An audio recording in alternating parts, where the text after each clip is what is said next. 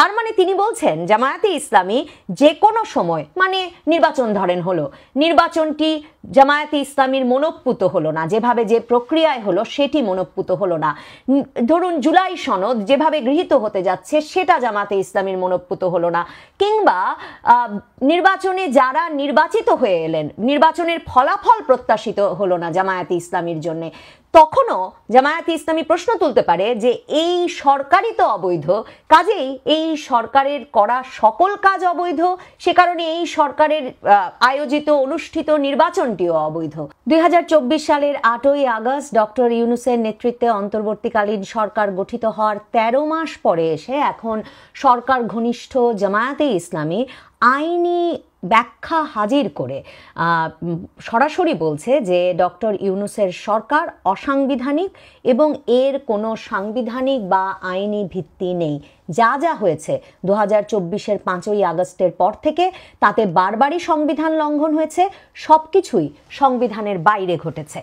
দেখুন এই কথাটি, মানে এই যে 106 অনুচ্ছেদ, সংবিধানের 106 অনুচ্ছেদের ওপর ভিত্তি করে সুপ্রিম কোর্টের রেফারেন্স নিয়ে এসে আপিল বিভাগের বিচারপতিদের মতামতের ওপর ভিত্তি করে এই অন্তর্বর্তীকালীন সরকার গঠিত হয়েছে, এই দাবিটি যে মিথ্যা এবং এর যে কোনো আইনি বা সাংবিধানিক ভিত্তি নেই সেটি বলেই, সেই ব্যাখ্যা দিয়ে এত মাস ধরে আওয়ামী লীগ, ক্ষমতাচ্যুত আওয়ামী লীগ বারবার ইউনূস সরকারকে অসাংবিধানিক এবং অবৈধ আখ্যা দিয়ে আসছিল। এবং আওয়ামী লীগ ঘনিষ্ঠ আইনজীবীদের তরফে বারবারই বলা হচ্ছিল যে কোথায় সেই রেফারেন্স, যেই রেফারেন্সের ভিত্তিতে সরকারটি গঠিত হলো, সেই রেফারেন্সটি কিভাবে তারা দেখতে পারেন। এখন এই একই প্রশ্ন, অভিযোগ এবং অবিশ্বাস সরাসরি সংবাদ মাধ্যমের সামনে এবং ঐকমত্য কমিশনের সামনে 30টি রাজনৈতিক দলের উপস্থিতিতে উত্থাপন করেছেন জামায়াতে ইসলামীর শীর্ষ নেতাদের একজন এবং শীর্ষস্থানীয় আইনজীবী ব্যারিস্টার শিশির মনির। দেখুন, আমি ডাকসু নির্বাচনের পরেই আপনাদের বলেছিলাম যে ডাকসু নির্বাচনের ফলে জামায়াতে ইসলামী সারা দেশে তাদের রাজনৈতিক শক্তি, সমর্থনের শক্তি, নেতৃত্বের শক্তি এবং নির্বাচনের জন্য তাদের প্রস্তুতি দিয়ে সারা বাংলাদেশকে একরকম চমকে দেওয়ার পর আত্মবিশ্বাসে তাদের যে পরিবর্তন আসবে, তাতে কৌশলে, রাজনৈতিক কৌশলে এবং রাজনৈতিক বিবেচনায় তাদের বড় ধরনের পরিবর্তন আসবে। আমি আগেও বলেছিলাম যে বড় ধরনের পরিবর্তন আসবে ডক্টর ইউনূস সরকারের সঙ্গে তাদের ব্যবহারে। ডক্টর ইউনূস সরকার যে তাদের ওপরে নির্ভরশীল, মানে ডক্টর ইউনূস সরকারের বসকে, এই কথাটা তারা আবারও মনে করিয়ে দেবে। জামায়াতে ইসলামী এমন একটা আইনি ব্যাখ্যা নিয়ে হাজির হয়েছে যেই আইনি ব্যাখ্যা অকাট্য, এবং অন্যদিকে এই আইনি ব্যাখ্যা রীতিমতো ভিত নাড়িয়ে দিতে পারে বর্তমান অন্তর্বর্তীকালীন সরকারের তো বটেই। জামায়াতে ইসলামীর নেতা বলেছেন যে এই অসাংবিধানিক পরিস্থিতি রীতিমতো ঝুঁকি তৈরি করছে সকল রাজনৈতিক দলের জন্য, অন্তর্বর্তীকালীন সরকারের জন্য তো বটেই, এবং যেই ছাত্র জনতা অংশ নিয়েছিলেন বিপ্লবে তাদের জন্যও। বাংলাদেশের সংবিধানের 106 অনুচ্ছেদ অনুযায়ী রাষ্ট্রপতি যে কোনো গুরুত্বপূর্ণ আইনি প্রশ্নে বা জনস্বার্থ সম্পর্কিত কোনো বিষয়ে পরামর্শের জন্য সুপ্রিম কোর্টের আপিল বিভাগের কাছে মতামত চাইতে পারেন। রাষ্ট্রপতি সুপ্রিম কোর্ট থেকে যে লিখিত মতামত গ্রহণ করবেন তা রাষ্ট্রপতির জন্য নির্দেশক হতে পারে। এই অনুচ্ছেদটির ওপরে ভিত্তি করেই বলা হয়েছিল, অন্তর্বর্তীকালীন সরকার তো তারপরে এর উপর গঠিত হলো, আমাদের জানানো হয়েছিল যে রাষ্ট্রপতি যেহেতু আগের সরকার চলে গেছে, তারপর শূন্যতা নিরসনে কি করা যায় এই বিষয়ে সুপ্রিম কোর্টের কাছে 106 অনুচ্ছেদ অনুযায়ী মতামত চেয়েছিল, এবং তারই ভিত্তিতে গত 8ই আগস্ট ডক্টর ইউনূসের নেতৃত্বে অন্তর্বর্তী সরকার গঠিত হয়েছিল। সেখানে আমাদের জানানো হয়েছিল যে তৎকালীন প্রধান বিচারপতি ওবায়দুল হাসান সহ আপিল বিভাগের 7 জন বিচারপতি অন্তর্বর্তী সরকার গঠনের পক্ষে মতামত দিয়ে স্পেশাল রেফারেন্স দিয়েছেন, এবং সুপ্রিম কোর্টের মতামত ও বৈধতা পাওয়ার পরেই রাষ্ট্রপতি অন্তর্বর্তী সরকারকে শপথ পাঠ করান। এমন একটা স্পেশাল রেফারেন্সের কথাও আমাদেরকে বলা হয় যেখানে নাকি আপিল বিভাগের 7 বিচারপতি বলেছিলেন দেশের উদ্ভূত পরিস্থিতি যেহেতু প্রধানমন্ত্রী পদত্যাগ করেছেন, মহামান্য রাষ্ট্রপতি বিগত 6 আগস্ট 2024 তারিখে দ্বাদশ জাতীয় সংসদ ভেঙে দিয়েছেন, সেহেতু গণপ্রজাতন্ত্রী বাংলাদেশের সংবিধানের 48-এর 3 অনুচ্ছেদ অনুসারে মহামান্য রাষ্ট্রপতি প্রধানমন্ত্রীর পরামর্শ গ্রহণ করতে পারছেন না। এই অবস্থায় সাংবিধানিক শূন্যতা পূরণে অন্তর্বর্তীকালীন সরকার গঠন করার বিষয়ে মতামত যাচাই করা হয়েছে সুপ্রিম কোর্টের আপিল বিভাগে, এবং সে বিষয়ে নাকি বাংলাদেশের অ্যাটর্নি জেনারেল মোহাম্মদ আসাদুজ্জামানের বক্তব্য শোনা হয়েছে, এবং শুনে সুপ্রিম কোর্টের আপিল বিভাগ এই মতামত প্রদান করেছে যে রাষ্ট্রের সাংবিধানিক শূন্যতা পূরণে জরুরি প্রয়োজনে মহামান্য রাষ্ট্রপতি রাষ্ট্রের নির্বাহী কার্য পরিচালনার নিমিত্ত অন্তর্বর্তীকালীন ব্যবস্থা হিসেবে প্রধান উপদেষ্টা এবং অন্যান্য উপদেষ্টা নিযুক্ত করতে পারবেন। এখন ব্যারিস্টার শিশির মনির জামায়াতে ইসলামীর পক্ষে প্রশ্ন করছেন যে 106 অনুচ্ছেদের শেল্টার নিল কে? কারণ তিনি প্রশ্ন করছেন এমনকি সেই রেফারেন্সে কে অ্যাটর্নি জেনারেল, কোন আইনজীবী স্বাক্ষর করেছেন, কোন আইনজীবীর স্বাক্ষর নাই। তিনি প্রশ্ন করছেন যে বাংলাদেশে 5ই আগস্টের পর প্রধান বিচারপতি সহ আপিল বিভাগের সব বিচারপতিরা পলাতক অবস্থায় ছিলেন, মানে তখন তো তাদের জাজেস কোয়ার্টার ভেঙে যাচ্ছে তাই অবস্থা। পরবর্তীতে আমরা সেনা সদর দপ্তরের তালিকা অনুসারে এখন এটাও কিন্তু জানি যে প্রধান বিচারপতি সহ আপিল বিভাগের বেশ কয়েকজন বিচারপতি তখন নিরাপত্তার খাতিরে ক্যান্টনমেন্টের আশ্রয়ে ছিলেন। তাহলে কোর্টে কি করে এই বিষয়ে শুনানি অনুষ্ঠিত হলো? ব্যারিস্টার শিশির মনির সরাসরি চ্যালেঞ্জ করে বলছেন কোর্টে কোনো শুনানি হয়নি, এ বিষয়ে প্রশ্ন উঠবেই। শুনে আসি তিনি কি বলছেন। এখানে 106 এর শেল্টার তাদের নেওয়া হলো, কে নিল, কারা নিল, কিভাবে নিল, এটা একটা মিস্টেরিয়াস ব্যাপার। That was a completely wrong step taken by the then attorney general. আমি শুধু অ্যাডভাইজারি ওপিনিয়নের কপিটা আমার কাছে আছে, এই অ্যাডভাইজারি ওপিনিয়নের এই কপির মধ্যে কোনো আইনজীবীর নাম তো দেখি না, শুধু আছে বাংলাদেশের অ্যাটর্নি জেনারেল, আর কেউ নাই। It was not even heard, we were in the court, it was not even heard by the court. এই জিনিসটা কিন্তু চ্যালেঞ্জে পড়বে একদিন। শিশির মনির এছাড়াও যে প্রশ্নটি খুব গুরুত্বের সঙ্গে তুলেছেন, 106 অনুচ্ছেদ অনুসারে রাষ্ট্রপতি সুপ্রিম কোর্টের কাছে সে বিষয়েই মতামত চাইতে পারে যা সংবিধানে আছে। অসাংবিধানিক বা সংবিধানে নাই এমন কোনো বিষয়ে কিন্তু মতামত চাইতে পারে না।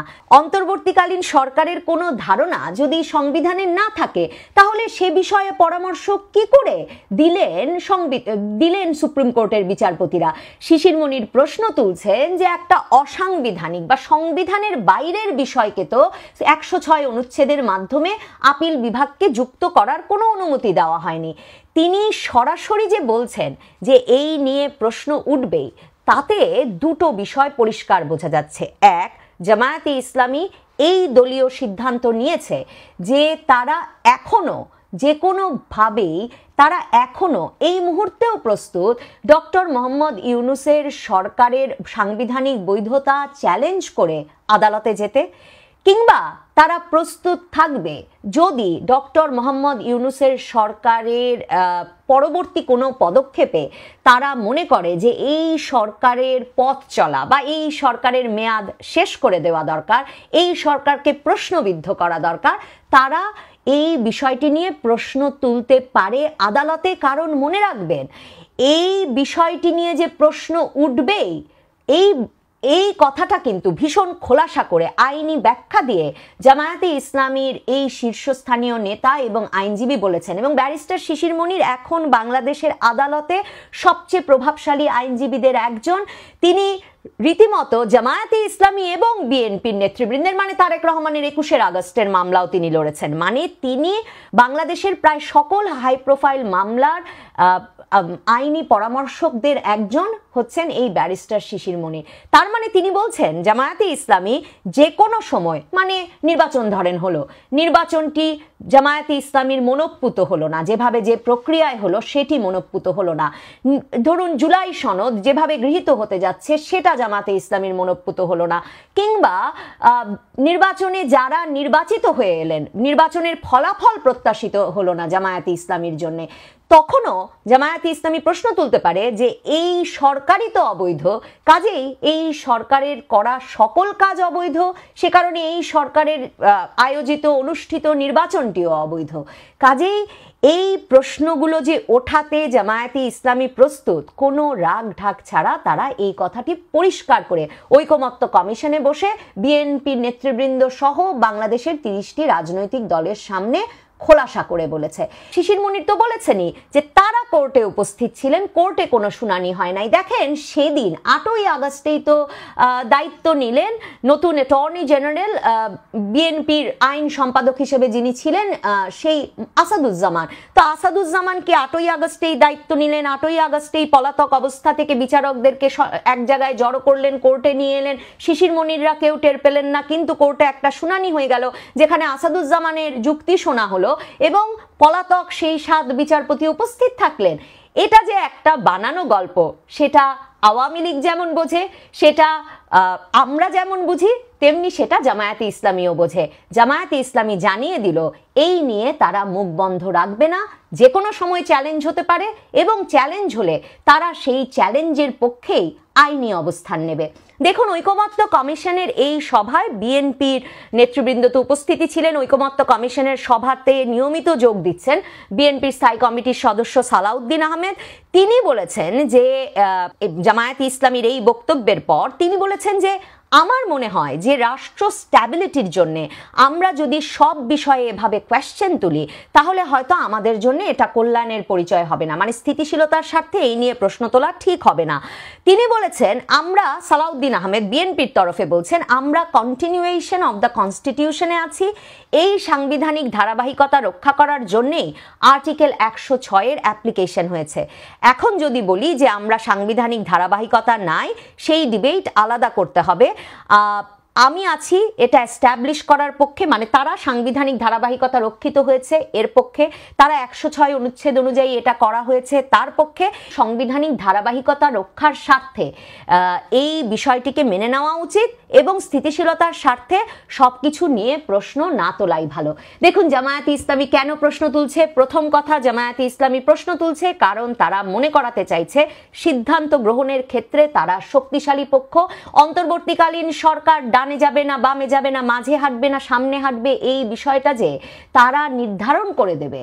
তারা যে বস, তারা যে একটা সিদ্ধান্ত গ্রহণের এখতিয়ার আছে যেই পক্ষগুলোর, শক্তিশালী পক্ষগুলোর একটি, সেটি তারা বিএনপিকে, ডক্টর ইউনূস সরকারকে, ডক্টর ইউনূসকে স্পষ্টত মনে করিয়ে দিতে চেয়েছে। তারা এটাও মনে করিয়ে দিতে চেয়েছে যে রাজনৈতিকভাবে যেমন তারা এই সরকারের এখতিয়ার, এই সরকারের করা বিভিন্ন পদক্ষেপের এখতিয়ার নিয়ে প্রশ্ন তুলতে, তাদের দাবি দাওয়া সামনে আনতে প্রস্তুত, তেমনি তারা প্রস্তুত এই বিষয়ে প্রয়োজনে সর্বোচ্চ আদালতে আইনি লড়াই লড়তে, কারণ তারা আইনি ব্যাখ্যা নিয়ে হাজির। যে গল্প এত মাস এই সরকার খাইয়েছে সেই গল্প তারা খাবে না।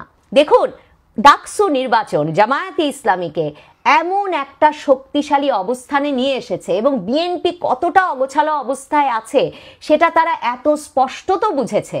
রাজনৈতিক শক্তিতে, সামর্থ্যে, সংগঠনে অন্য সকল রাজনৈতিক দলের চেয়ে এই সময়টায় তারা কতটা ভালো এবং সুবিধাজনক অবস্থানে আছে সেই বিষয়টা বুঝতে পেরে জামায়াতে ইসলামী কৌশলে পরিবর্তন এনেছে। জামায়াতে ইসলামী আমার ধারণা এখন গণভোটের চাইতে বরং চাইবে স্থানীয় সরকার নির্বাচনগুলো হয়ে যাক এবং বাংলাদেশ দ্রুত একটা জাতীয় নির্বাচনের দিকে হাঁটুক, যেই জাতীয় নির্বাচনেও জামায়াতে ইসলামী প্রত্যাশা করছে তারা চমক জাগানো ফলাফল করবে। জামায়াতে ইসলামী মোমেন্টাম ধরে রাখতে রাখতে আসলে ক্ষমতার দিকে হাঁটতে চায়। রাজনৈতিক কৌশলেও এই অসাংবিধানিক হিসেবে ডক্টর ইউনূস সরকারকে চিহ্নিত করা জামায়াতে ইসলামীর একটা দারুণ চমক, একটা মাস্টার স্ট্রোকই বটে।